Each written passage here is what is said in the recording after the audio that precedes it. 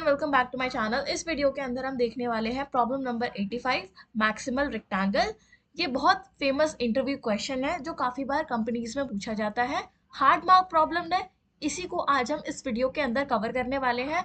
और leet code का POTD भी है आज का। मैं थोड़ा लेट हो गई अपलोड करने में, but still without doing any further delay let's get started with the video.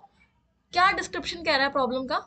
Given a rows cross column binary matrix. हमें रोज क्रॉस कॉलम साइज का बाइनरी मैट्रिक्स गिवन है, filled with zeros and ones. उसके अंदर सिर्फ zero और one है। Binary मतलब zero और वन कंटेन करता है उस मैट्रिक्स के अंदर जो भी वैल्यूज है। Find the largest rectangle containing only ones and return its area.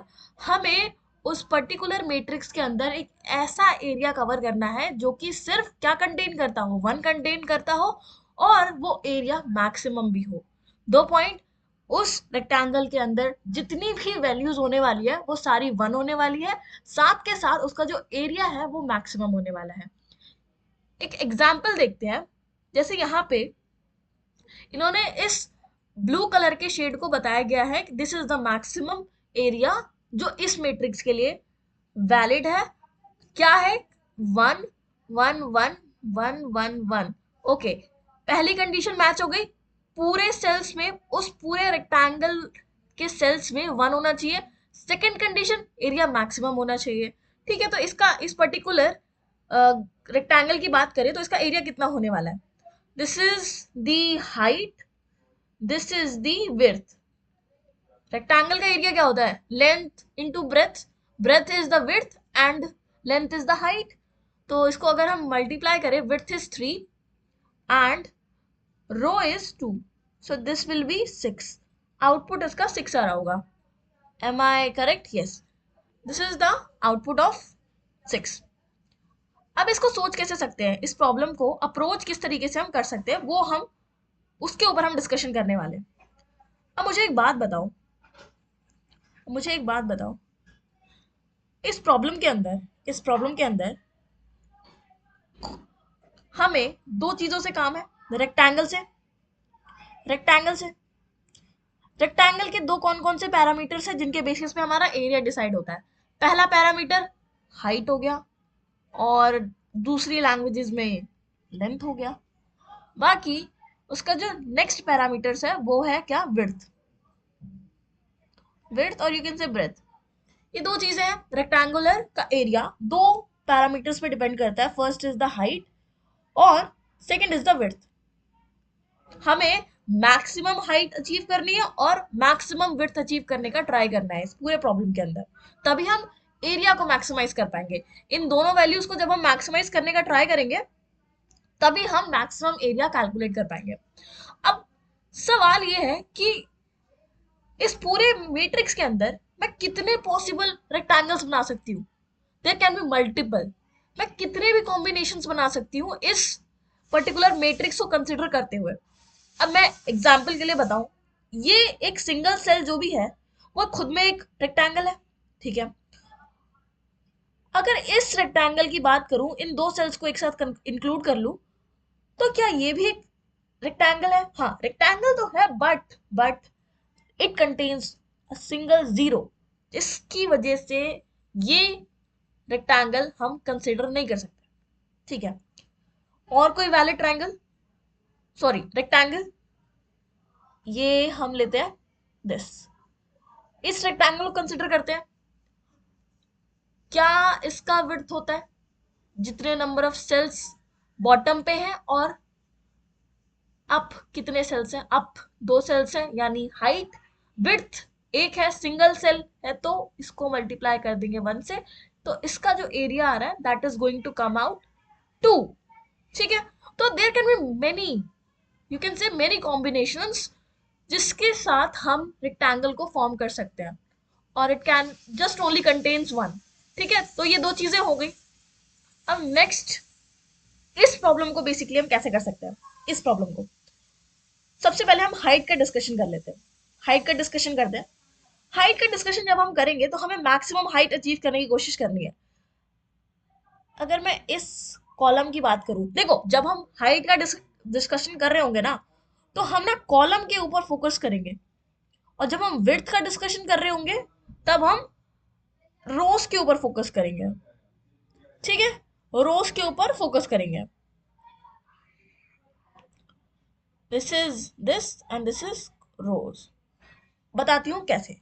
सबसे पहले जब हम कॉलम्स की बात करें तो इस कॉलम के अंदर, इस पर्टिकुलर कॉलम के अंदर ये पूरा अगर मैं एक रेक्टेंगल कंसिडर करूं जिसका विड्थ कितना है 1 है और हाइट कितना है 4 है, okay, this can also be a possible answer. Yes. और अगर मैं इस पर्टिकुलर कॉलम पे आऊं, इस पर्टिकुलर कॉलम पे आऊं, इसका जो भी हाइट है this is the height of 1, और साथ के साथ इसका विड्थ कितना है, विड्थ भी 1 है।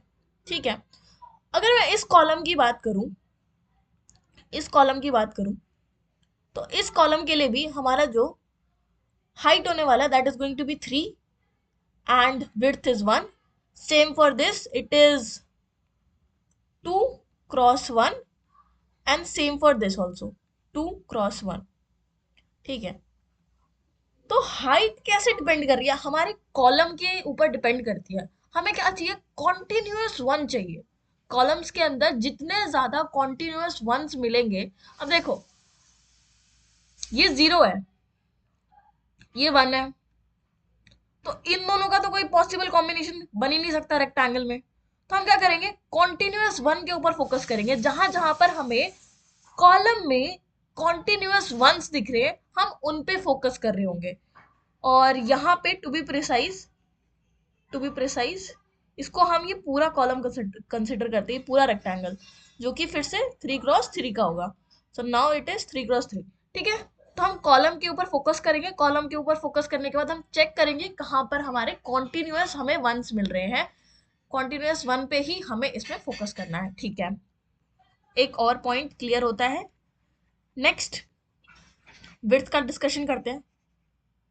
अब एक बात बताओ, अब एक बात बताओ, हमें कॉन्टिन्यूअस विड्थ पे भी फोकस करना है कि जहां पर, अब रो वाइज देखते हैं, ये एक सिंगल है, कॉन्टिन्यूअस 1 नहीं है, फिर ये अलग हो गया, फिर इसमें अगर देखेंगे तो विड्थ में ये भी एक ही है।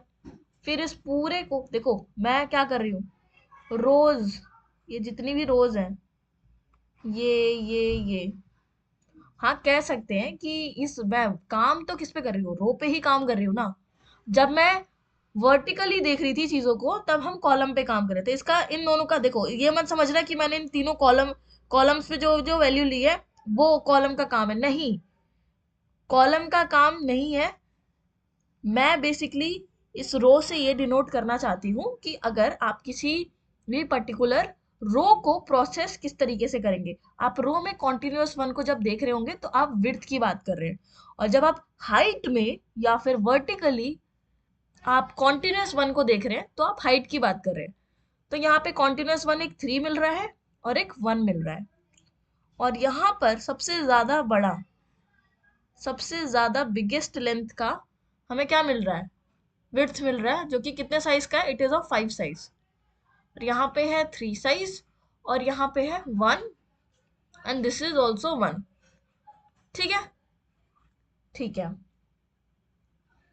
ठीक है, ठीक है। अब मैं एक काम करती हूँ, कॉलम्स को भी ड्रॉ कर देती हूँ, जो भी कॉन्टिन्यूअस 1 वाले कॉलम्स हैं उनको भी ड्रॉ कर दिया जाता है। ठीक है, ये पूरा एक है, और फिर ये हो गया एक पोर्शन, फिर ये एक पोर्शन हो गया,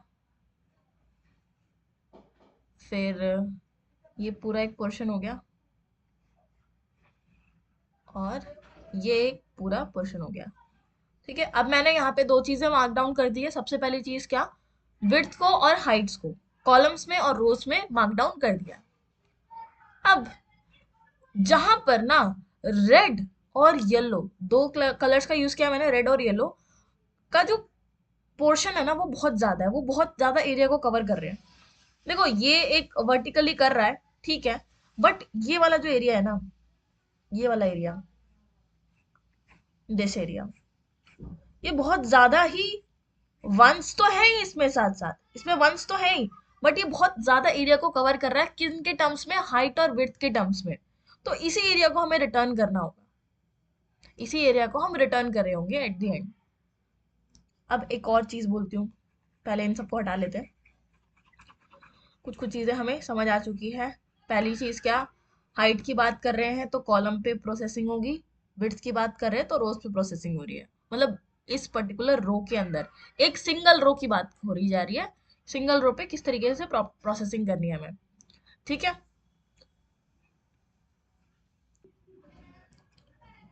अब मुझे एक बात बताओ, अब मुझे एक बात बताओ, जब भी हम किसी भी रेक्टेंगल को फॉर्म कर रहे होते हैं तो उसका ना एक बॉटम एरिया होता है और एक अप का एरिया होता है। दो एरियाज होते हैं, जहां से रेक्टेंगल स्टार्ट हुआ, जहां से रेक्टेंगल एंड हुआ। हम पता क्या सोच सकते हैं इस केस में, सबसे पहले ये वाला जो एरिया है, मतलब अगर मैं इसको अपना रेक्टेंगल का बॉटम मानूं, इस रो को अपने रेक्टेंगल, क्योंकि रो पे ही तो, किसी ना किसी रो पे ही तो हमारा रेक्टेंगल का बॉटम एंड होगा, है ना। ये देखो, अगर ये देखो ना, ये वाला एरिया मान लो, ये कहाँ पे एंड हो रहा है, इस रो पे एंड हो जा रहा है। ये रेक्टेंगल इस रो पे एंड हो जा रहा है, तो कोई एक ऐसी रो होगी ही होगी जिस पे हमारा जो रेक्टेंगल है वो फिनिश हो रहा होगा। हाँ, स्टार्ट भी हो सकता है, बट हम अभी फिनिशिंग की बात करते हैं, फिनिश हो रहा होगा। वैसे ही यहाँ पे भी अगर इसके ऊपर देखा जाए, इसके ऊपर देखा जाए, तो यहाँ से कोई रेक्टेंगल चालू हुआ और यहाँ पे एंड हो गया। ठीक है, वैसे ही यहाँ से भी हमारा कोई रेक्टेंगल चालू हुआ और इसको वहां पे एंड हो गया। ठीक है, अब एक और ऑब्जर्वेशन, अब एक और बहुत इंपॉर्टेंट ऑब्जर्वेशन, मैं इस ना थर्ड रो पे फोकस करती हूँ। इस थर्ड रो पे देखना, कॉन्टिन्यूअस वन को मैं मार्क डाउन कर दूंगी, जहां जहां कॉन्टिन्यूअस वन से उनको मार्क डाउन कर रही हूँ। ठीक है, ठीक है, ये एक हो गया वन, ये भी हो गया एक कॉन्टिन्यूअस पार्ट। हर कॉलम के लिए जो भी उसकी हाइट है उसको मार्क डाउन कर लिया। Sorry, this is not, it is going to be this. ठीक है, और ये हमारा लास्ट, मैंने ये एज्यूम करा है कि अभी के लिए मेरा जो रेक्टेंगल है वो इस रो पे एंड हो रहा है, मेरा जो रेक्टेंगल है वो इस रो पे एंड हो जा रहा है। अगर इस रो पे एंड हो रहा है और कॉन्टिन्यूअस वन जहां जहां तक है ना मेरे, मैंने उसको मार्क डाउन कर लिया है, तो इसकी जो हाइट है वो 3 है, इसकी जो हाइट है वो 1 है, इसकी कॉन्टिन्यूटी की हाइट कितनी है, 3 है, फिर इसकी 2 है, फिर इसकी 2 है। चलो इसको ना बार्स की फॉर्म में रिप्रेजेंट करते हैं थोड़ा, कि हमें दिख जाए इजीली। जैसे एक हमारा था 3, एक हमारा था 1, एक हमारा था फिर से 3, just wait a second, yes. हाँ, तो ये एक और हमारा था 3, देन अगेन हमारा था एक 2, देन अगेन वन मोर 2। इस पे नंबरिंग कर देते हैं ताकि हमें रिमेम्बर रहे। This is 3, this is 1, this is 3, this is 2, this is 2। Same exactly मैंने यही बनाया है। मैंने ये कंसिडर किया कि मेरा जो रेक्टेंगल है वो इस पे एंड हो रहा है, इस पे एंड हो रहा है, तो इस तरीके से मुझे कंटिन्यूअस वन ऐसे पैटर्न्स में मिल रहे हैं। ठीक है, उसके बाद अब मैं क्या सोच रही हूँ कि ये एक हिस्टोग्राम की फॉर्म में आ गया, ये एक हिस्टोग्राम की फॉर्म में आ गया, हिस्टोग्राम की फॉर्म में आ गया। अब अगर मैं तुमसे एक सवाल करूं, एक क्वेश्चन करूं कि इस पूरे हिस्टोग्राम में मेरे को लार्जेस्ट रेक्टेंगल फाइंड आउट करना है, लार्जेस्ट रेक्टेंगल। ये जो हिस्टोग्राम है ना वो मैं हर उसके लिए बनाऊंगी, हर हर रो के लिए बनाऊंगी। तो एक काम करते हैं, बना ही लेते हैं तो बहुत बेटर होगा, एक बार मैं बना लेती हूँ। तो यहाँ पर मैंने हर रो के लिए हिस्टोग्राम को फॉर्म कर लिया है। हिस्टोग्राम की जो हाइट है वो क्या डिनोट कर रही है कि इस पर्टिकुलर रो पे अगर हमारा रेक्टेंगल फिनिश होता है तो उस केस में जो कॉन्टिन्यूअस वंस मिल रहे हैं उस पर्टिकुलर कॉलम पे वो कितने हैं। अब जैसे कि मैं कंसिडर करूं कि मेरा जो रेक्टेंगल का बॉटम है वो ये है, अगर मेरे रेक्टेंगल का बॉटम क्या है, जस्ट वेट अ सेकेंड, हाँ, ठीक है। तो अगर ये बॉटम है तो उसमें जो हाइट है मैक्सिमम अभी की, कॉन्टिन्यूस वन जितने मिल रहे हैं वो वन मिल रहे हैं, यहाँ पे भी वन मिल रहे, यहाँ जीरो मिल रहे थे, यहाँ पे भी जीरो मिल रहे थे, यहाँ पे भी जीरो मिल रहे थे। यहाँ पर रो टू के लिए अगर देखा जाए दो कॉन्टिन्यूस वन है, यहाँ पे भी दो कॉन्टिन्यूस वन है, यहाँ पे वन है, यहाँ पे वन है, ये टू है, ये टू है, ये वन है, वन है। कॉन्टिन्यूटी बता रहा है कितने नंबर ऑफ वंस इस पर्टिकुलर कॉलम में एग्जिस्ट करते हैं। अब एक चीज, थोड़ा सा ना एज केस टाइप ही समझना, और एक क्विक अंडरस्टैंडिंग के लिए मुझे एक बात बताओ, अगर किसी पॉइंट ऑफ टाइम पे मुझे जीरो मिल जाए, मैं तो कॉन्टिन्यूस वंस बना रही थी ना, तो मुझे किसी पर्टिकुलर टाइम पे वन मिल जाए, मतलब मेरे को ना पहले वन मिल चुका है इस पर्टिकुलर हाइट पे लिए, वन मिल चुका है, बट उसके बाद जो हाइट आ रही है ना वो जीरो आ रही है, तो ये क्या हो गया, एक खोखला ट्रायंगल नहीं हो गया, खोखला हिस्टोग्राम नहीं हो गया उसका जो बार है। अब बताओ कैसे, मैं बताती हूँ। देखो, जहां तक कॉन्टिन्यूअस वन है, ठीक है, ये हमारा पूरा हो गया बार, हमारा जीरो है, जीरो है, तो कोई दिक्कत ही नहीं है, बार बनेगा ही नहीं कुछ, तो ये ऐसे ही रहेगा। अगर इस पर्टिकुलर रो की बात करूं तो ये जीरो कुछ बनेगा ही नहीं, ठीक है, दिस इज नथिंग, कोई बार में कुछ चेंजेस नहीं आएंगे। बट एक बात बताओ, प्रीवियस रो पे, मेरे इस रो पे ना एक कंटिन्यूटी थी, कंटिन्यूस वन मिला था मुझे, बट जब मैं नेक्स्ट रो पे आई ना तो वो कंटिन्यूटी ब्रेक हो गई क्योंकि वो जीरो मिल गया मुझे। तो मुझे क्या करना पड़ेगा उस केस में, जो मेरा हिस्टोग्राम है ना वो फ्लैट हो जाएगा, क्योंकि मेरे पास क्या नहीं है, कोई भी नंबर ऑफ कॉन्टिन्यूस वंस नहीं है। उस केस में जो हमारा हिस्टोग्राम है वो फ्लैट हो जाएगा, जब तक मेरे इस बॉर्डर लाइन में जितने भी इस बॉर्डर लाइन को टच होते हुए कॉन्टिन्यूस वन है उसी का काउंट ये बार की हाइट बता रही होगी, ठीक है। और यही सवाल अब किसमें चेंज हो जाता है, largest rectangle to find in the histogram. अगर आपने ये प्रॉब्लम पहले से किया हुआ है, largest rectangle of a histogram, तो इसके बाद you can do easily the things. क्या करना है हमें, हमें हर बार एक एरे बनाएंगे हाइट्स का, हाइट्स का एरे बनाने के बाद, जैसे कि मैं इस रो वन पे हूँ तो मैंने इसका जो भी हाइट का एरे, मतलब वन है पहले, फिर जीरो है, फिर वन है, इसको मैंने हाइट के एरे में बना के भेज दिया। भेजने के बाद हमें क्या मिल रहा होता है, largest rectangle of a histogram में एक वेक्टर ही तो मिल रहा होता है जिसमें बार्स की हाइट बताई होती है, वही सेम चीज हम भेज देंगे रो वन के लिए। जब हम इसको भेज देंगे, भेजने के बाद वो हमें क्या करता है, हम उसका लॉजिक लिखते हैं कि किस तरीके से रेक्टेंगल का लार्जेस्ट हाइट कैलकुलेट होगा, लार्जेस्ट रेक्टेंगल कैलकुलेट होगा हिस्टोग्राम के लिए, और वही हम बार बार करके चेक करते जाते हैं। हम रो वन को बेस मान के देखेंगे कि रो वन अगर बॉर्डर लाइन पे है, मतलब बॉटम एज है हमारी, बॉटम एज है रेक्टेंगल, जो भी हमें मैक्सिमम दे रहा है आंसर उसके लिए, ठीक है। तो उस केस में जो हमारा जो भी बार बार अपडेट करते जाएंगे, जैसे रो वन मिल गया, रो टू मिल गया, रो थ्री मिल गया, रो फोर मिल गया, तो सारे ही रोज में हम कंपेयर करते जाएंगे, इस पर्टिकुलर फंक्शन को कॉल करेंगे लार्जेस्ट रेक्टेंगल ऑफ हिस्टोग्राम, जिससे कि हमें एट द एंड जो भी लार्जेस्ट रेक्टेंगल होगा इस मैट्रिक्स के केस में, वो हमें लास्ट में मिल रहा होगा। इसका सूडो एल्गोरिथम अगर मैं तुम्हें समझाऊं तो देखो किस तरीके से होगा। तो अब हम क्या कर सकते हैं, सबसे पहले हमें क्या करना होगा कि एक हाइट्स का एरे बनाना होगा,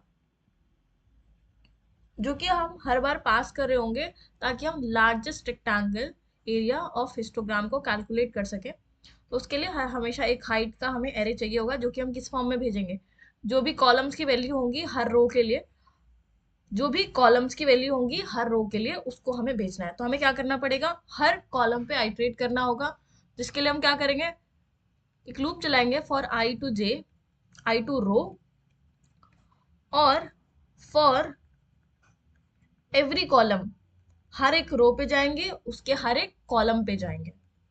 कॉलम पे गए, कॉलम पे जाने के बाद अगर इफ जो भी हम जिस भी सेल पे हैं ऑफ आई और जे, जिस भी सेल पे हम हैं उसकी वैल्यू अगर इक्वल्स टू वन है, then great, you you will be doing what, heights क्या डिनोट कर रहा है, कॉलम डिनोट कर रहा है ना, तो कितने साइज का होना चाहिए, ये कॉलम साइज का।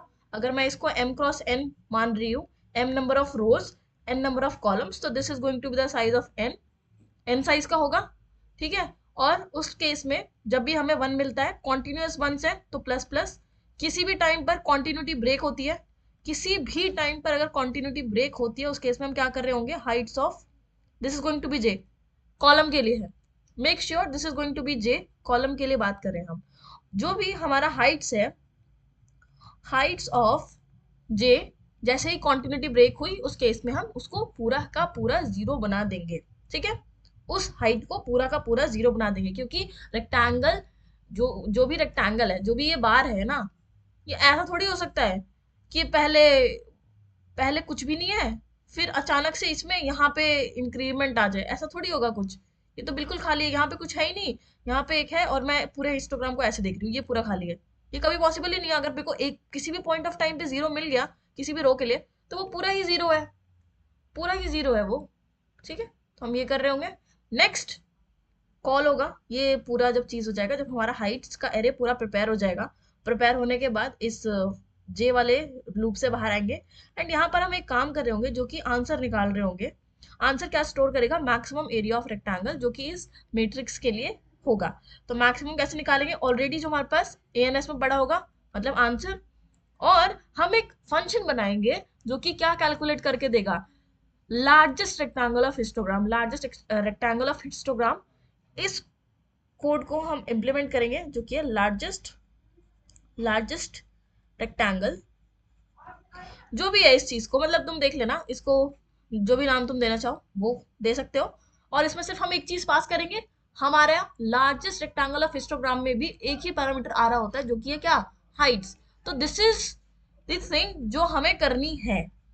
हर टाइम जो भी हमारा लार्जेस्ट रेक्टेंगल कैलकुलेट होगा और जो हमारा ऑलरेडी आंसर प्रेजेंट होगा, उसमें से हम मैक्सिमम निकाल रहे होंगे। जब हम किसी पर्टिकुलर टाइम पे इन चीजों को निकाल लेंगे, तो हम लास्ट में अपना जो भी ये आंसर है उसको रिटर्न कर रहे होंगे। सो दिस इज समथिंग, आपने क्वेश्चन को आई कैन से 50% और 50% सॉल्व कर लिया। Now rest part comes of largest rectangle, इसको कैसे इंप्लीमेंट करेंगे वो समझते हैं, ठीक है। अब मुझे एक बात बताओ, मुझे एक बात बताओ, दिस एक हिस्टोग्राम बना लेते हैं। यहाँ पे कुछ हाइट है, यहाँ पे कुछ हाइट है, यहाँ पे कुछ हाइट है, यहाँ पे कुछ हाइट है, यहाँ पे कुछ हाइट है, ठीक है। हमने इस एग्जाम्पल को लिया है, and this is of height 3, this is also height of 3, 1 2 2, ठीक है। अब मुझे एक चीज बोली गई है कि मुझे इसमें से लार्जेस्ट रेक्टेंगल को फाइंड आउट करना है, उसके एरिया को, लार्जेस्ट रेक्टेंगल के एरिया को फाइंड आउट करना है, जो भी रेक्टेंगल है।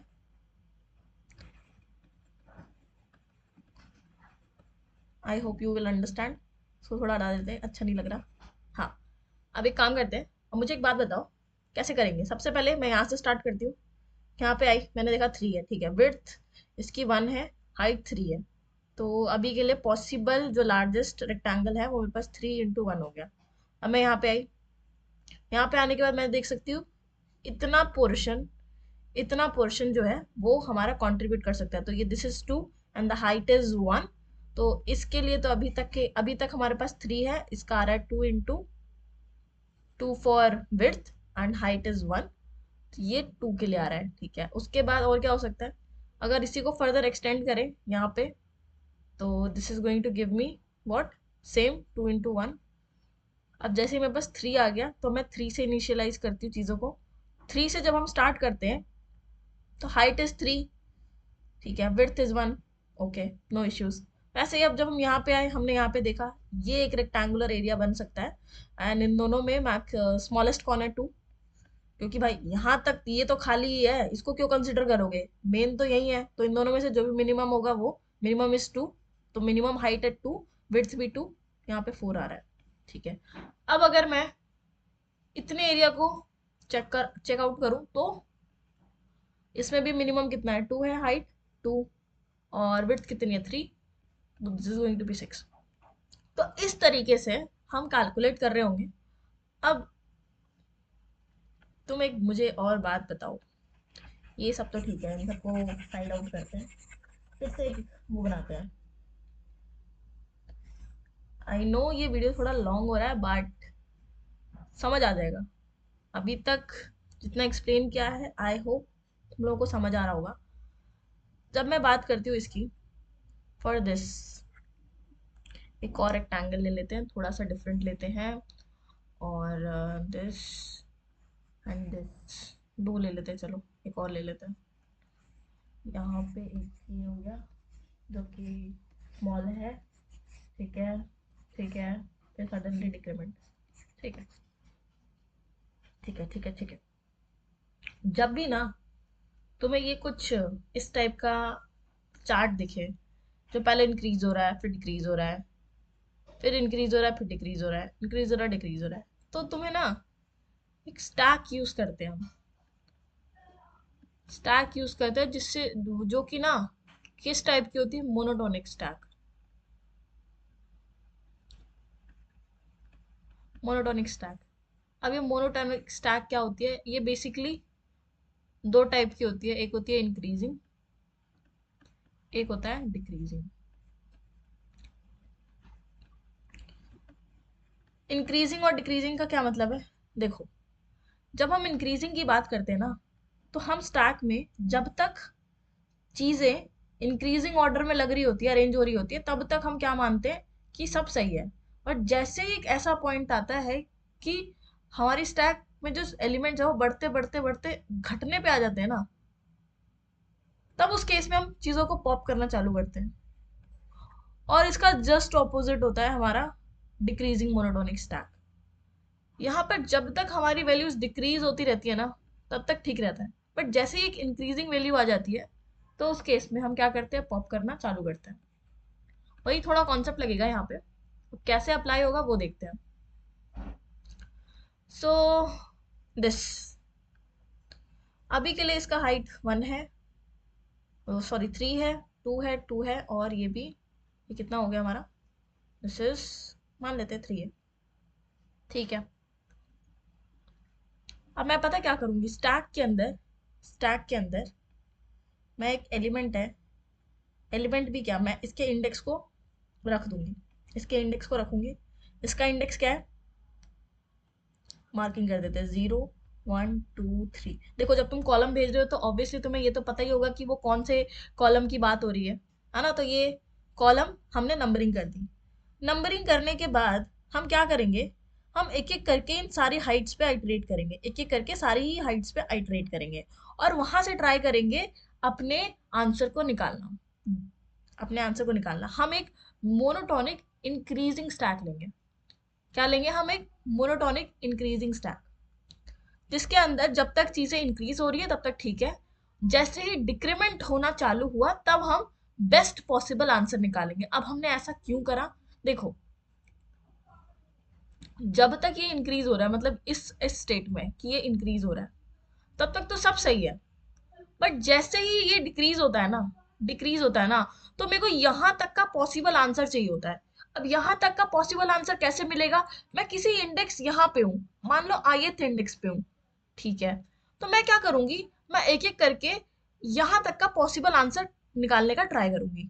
सबसे पहले मैं इसको कंसिडर करती हूँ, सबसे पहले मैं इसको कंसिडर करती हूँ, जो भी मेरे स्टैक के टॉप पे रखा होगा, और उसको मैं निकाल लूंगी। पहले तो उसकी हाइट को निकाल लिया, हाइट कुछ भी हो सकती है, एच मान लिया, एच हाइट है। फिर उसके बाद जब मैं इस पर आई, अब स्टैक के टॉप पे क्या बचेगा, इंक्रीजिंग में है, तो मैंने पहले इसका इंडेक्स डाला था, फिर इसका, फिर इसका, फिर इसका। मैं ऐसे पॉइंट पे अगर पहुंच गई जहां पर मेरा जो करंट इंडेक्स है वो डिक्रीजिंग, मतलब उसका जो हाइट है वो कम है मेरे टॉप के स्टैक से, उस केस में मैं क्या करूंगी, बेस्ट पॉसिबल आंसर निकालने का ट्राई करूंगी। तो अब स्टैक के टॉप पे क्या बचा होगा, 2, जिसको एक करके एक काम करते हैं, इसको पुश कर देते हैं, 0 1 2 3, and I am at fourth. जैसे ही मैं फोर्थ इंडेक्स पे पहुंची, जैसे मैं फोर्थ इंडेक्स पे पहुंची, तो व्हाट आई विल डू, सबसे पहले तो उसको पॉप करेंगे। पॉप करने के बाद कुछ कुछ आ रहा होगा आंसर, मतलब इसका क्या हाइट है वो हमें पता चल जाएगा। फिर यहाँ पे आए, अब टॉप पे कौन बैठा है, 2 बैठा है, ठीक है। और मेरा करंट आई कहाँ पे है, यहाँ पे है। मुझे ना इसका विड्थ चाहिए, सबसे पहले इस पर्टिकुलर का विड्थ चाहिए जो कि 1 है। कैसे निकलेगा देखो, स्टैक अभी एम्प्टी नहीं है, स्टैक अभी एम्प्टी नहीं है। अगर स्टैक एम्प्टी होता, मान लो अगर स्टैक एम्प्टी होता, उस केस में देख लो यहाँ पे बना सकते हैं हम शायद, और ठीक है इस पे ही डायरेक्टली हम आ जाते हैं। अब हम यहाँ पे आए, ठीक है, हम तभी इस चीज को चेक कर रहे होंगे जब हमारा स्टैक एम्प्टी नहीं है, ठीक है। स्टैक एम्प्टी यहाँ पर नहीं है। अभी के लिए मैंने स्टैक में क्या पुश किया हुआ है, 0 1, 0 पुश किया हुआ है। मैंने इस एलिमेंट को निकाल दिया क्योंकि ये हमारे टॉप पे था। अब मेरे पास स्टैक में कोई एलिमेंट नहीं है, कोई एलिमेंट नहीं है, तो मैं क्या मानूंगी, जो मेरा आई का वैल्यू है ना, आई का वैल्यू विच इज 1, वही इसका विड्थ होने वाला है। कितना, 1। एक और एग्जाम्पल से समझते हैं, थोड़ा सा अलग एग्जाम्पल लेते हैं। जैसे कि ये ले लिया और इसके साथ एक और ले लिया एंड उसके बाद एक ये ले लिया, ठीक है। तो ये क्या है, 0 1 2 इक्वल है और बराबर है, उस केस में हम प्लेस करते जाएंगे चीजों को, ठीक है। पुश कर दिया, 0 आ गया, 1 आ गया, 2 नहीं आ सकता क्योंकि 2 छोटा है। अब इंडेक्स क्या है, 2। अब मैंने क्या किया, इसको पॉप किया। पॉप करने के बाद मेरे पास क्या बचा, 0 बचा। मेरे पास क्या बचा, 0 बचा। अब 0 जब मेरे पास बच गया तो 2, 2 में से मैं क्या माइनस कर दूंगी, अभी स्टैक एम्प्टी नहीं है तो 2 में से मैं स्टैक के टॉप पे जो भी है -0 माइनस एक और 1, इसको भी इंक्लूड नहीं करना, तो 1। तो अभी एक्चुअल साइज जो कितना होने वाला है, 1। 1 विड्थ का है, हाइट जो भी रहने वाली है उससे मल्टीप्लाई करके हम इसका आंसर निकाल देंगे। एक पॉसिबिलिटी ये हो गई। सेकंड, अगर अभी भी इसको पॉप करने के बाद एक ऐसा एलिमेंट बचता जो स्टिल ग्रेटर है, तो उसके लिए भी हम सेम मैक्सिमम हाइट को कैलकुलेट करने का ट्राई करेंगे। कैसे करेंगे, सबसे पहले हमें क्या करना होगा, इसको पॉप करेंगे। पॉप कर दिया। पॉप करने के बाद जो भी मेरा इंडेक्स 2 है, 2 में से मैं क्या माइनस करूं, this is the right boundary, this is the left boundary, ठीक है। यहाँ पे भी मान लो एक बाउंड्री है, this is the left boundary, और मुझे इतना बताना है, इतने का विड्थ बताना है। तो कैसे पता चल सकता है, 2 माइनस स्टैक के टॉप पे कुछ नहीं है, कुछ नहीं का मतलब हम एकदम एंड पे हैं जहां से स्टार्ट हो रही है चीजें। तो उस केस में जितने भी इंडेक्स मेरे पास है उतने ही नंबर ऑफ बार्स होंगे मेरे 0 से, ठीक है। तो this is going to be 2। 2 width का, हाइट तो हमें पता चल चुकी है, जो भी हाइट है इसकी, सबसे पहले हम हाइट ही निकाल लेंगे यहाँ से, इतनी जितनी कॉमन है वो निकाल लिया और उसको मल्टीप्लाई करके हम यहाँ पे रिटर्न कर देते हैं। तो इस तरीके से हम कुछ कैलकुलेट करते हैं मोनोटोनिक स्टैक के अंदर, जब हमारा इंक्रीजिंग ऑर्डर में चीजें चलती रहती है और सडनली डिक्रीज हो जाता है, तब उस केस में हम अपने एरिया को कैलकुलेट करते हैं। तब तक कैलकुलेट करते हैं जब तक जितना डिक्रीज हुआ है उससे छोटा ना हमें कुछ मिल जाए इधर साइड में, तब तक हम इसमें चीजों को पॉप आउट करते रहते हैं।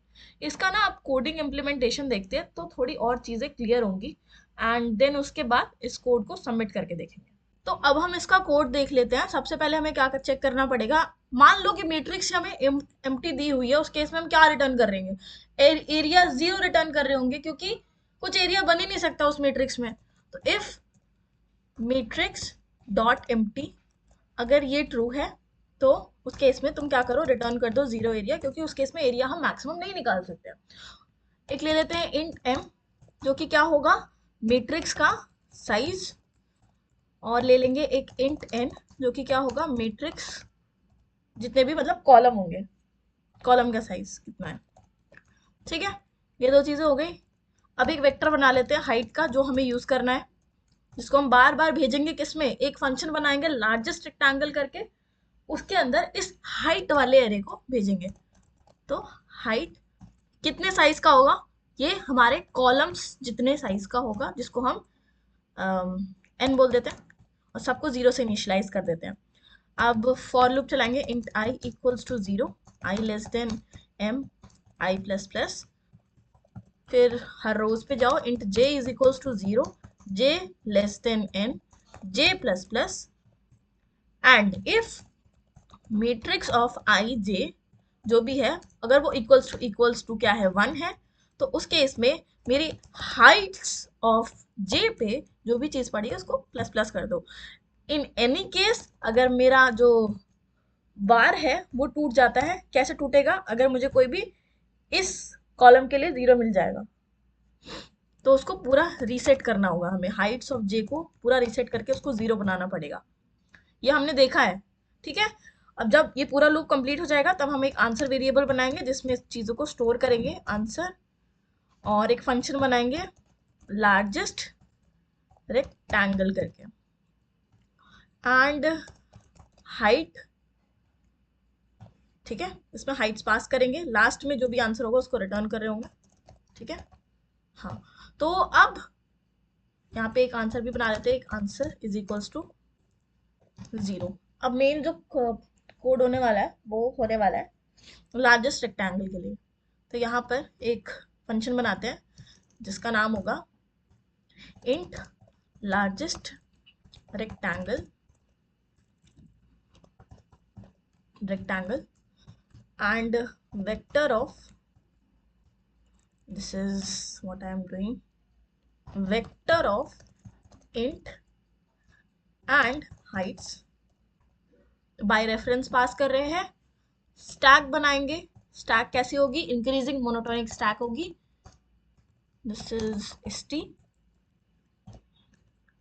और हमें क्या करना है, इंट एक मैक्स एरिया जो कैलकुलेट करेगा मैक्सिमम एरिया को इक्वल्स टू 0। अब हमें हर कॉलम में जाना है, मतलब हर हाइट के ऊपर आइटरेट कर रहा है, तो int i equals to 0, i less than heights dot size, जो भी साइज है वो आई प्लस प्लस, ठीक है। If any point of time, हमें हर बार क्या करना है, अपने स्टैक में जिस भी एलिमेंट पे है हमें उसको पुश करना है। और हमें एक और चीज मेक श्योर करनी, कब तक हमें एक चीज पॉप करनी है। देखो, सबसे पहले तो स्टैक एम्प्टी नहीं होना चाहिए, स्टैक एम्प्टी नहीं होना चाहिए, तभी हम चीजों को पॉप कर सकते हैं, ठीक है।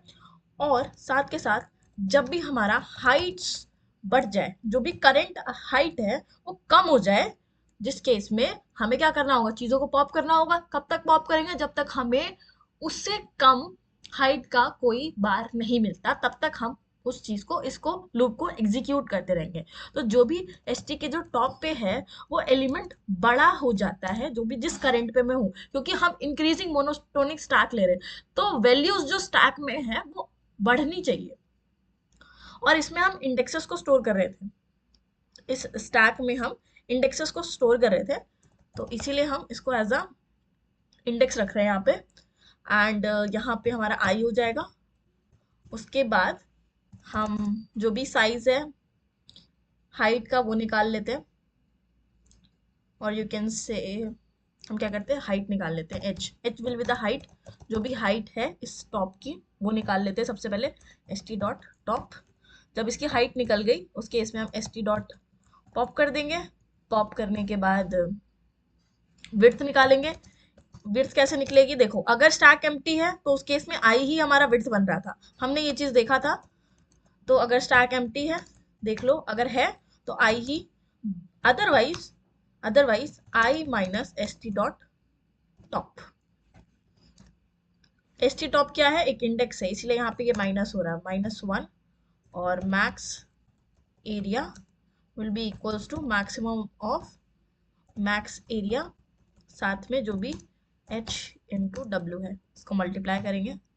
एंड चीज़ें ठीक है, इसके बाद इसको रन करके देखते हैं।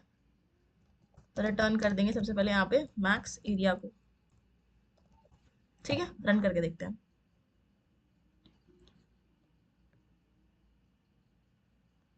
Okay, there is an issue, it is this, it's heights, और कोई इशू है, दिस इज ऑल्सो हाइट्स, और ठीक है, रन करके देखते हैं, और कहीं तो इशू आएगा, फिक्स करेंगे। Okay, note this, declared here height but we are passing height, so sorry guys, we have to fix, छोटे मोटे एरर्स होते रहते हैं।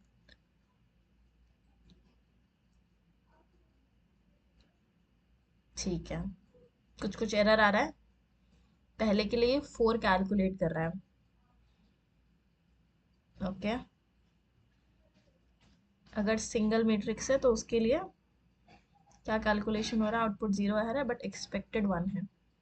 ऐसा कैसे हो रहा है? ठीक है। अच्छा हाँ, सुनो, एक चीज इसमें हमें एच केस कह लो या फिर कुछ भी कह लो, एक चीज है जिसको हमें मेक श्योर करके रखना है। फॉर एग्जाम्पल कभी तुम इस चीज को टच ही नहीं करते हो, कभी तुम इस पॉइंट पे जा ही नहीं पाते हो। रीजन एंड सो हो सकता है, जैसे कि एक ही इंडेक्स दिया था यहाँ पे, एक ही इंडेक्स था जिसको हमने स्टैक में पुश करा दिया। अब जब हमने स्टैक में इसको पुश करा दिया तो कभी इसका एरिया ही नहीं निकाल पाए हम। एरिया तो जब ज्यादा है ना लोग तभी कैलकुलेट कर पा रहे हैं, बट अगर सिंगल है तो उसको कैसे कैलकुलेट करेंगे? तो सिंगल के लिए हमें एक और एक्स्ट्रा एलिमेंट इसमें ऐड करना पड़ेगा।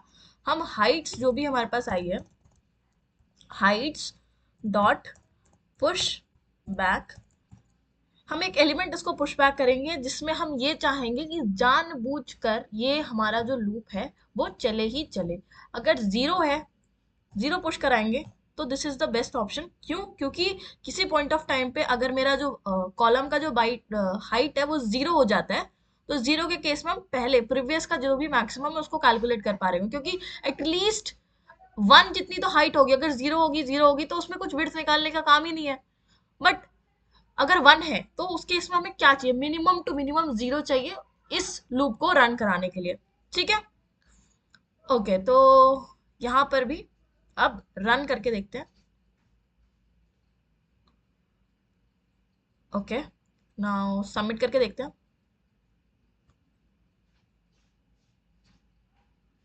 Successfully submitted. तो this was the solution of problem number 85, maximal rectangle, I guess. um just wait a second. It was maximal rectangle. I was, yes, it's maximal rectangle. और thank you so much for watching this video.